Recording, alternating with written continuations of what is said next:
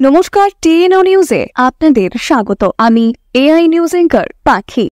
আবারও উদয়পুরে যান দুর্ঘটনায় আহত এক। সোমবার তুমুল বৃষ্টির সময় উদয়পুর কাকরাবন থানাধীন রাজধর্যনগর মরা চৌমুহনী সংলগ্ন এলাকায় রাতে TR03M0266 নম্বরের একটি আর্টিকা কাকরাবন থেকে উদয়পুর আসার পথে আচমকা উল্টে যায়। প্রত্যক্ষদর্শীরা দেখেছেন গাড়ির দুই যাত্রী গাড়ি থেকে বের হয়ে চলে যায়। আরেকজনকে আহত অবস্থায় পড়ে থাকতে দেখে উদয়পুর অগ্নি নির্বাপক দপ্তরে খবর দেওয়া হয়। আহত ব্যক্তিকে গোমতী জেলা হাসপাতালে নিয়ে যাওয়া হয়। হাসপাতাল সূত্রে জানা যায় আহত ব্যক্তির নাম কার্তিক দাস। কার্তিক বর্তমানে গোমতী জেলা হাসপাতালে চিকিৎসাধীন। এখনকার মতো সংবাদ এ পর্যন্তই। পরবর্তী নিউজ ও আপডেটস দেখার জন্য অবশ্যই চোখ রাখুন টিএনও নিউজের পর্দায়।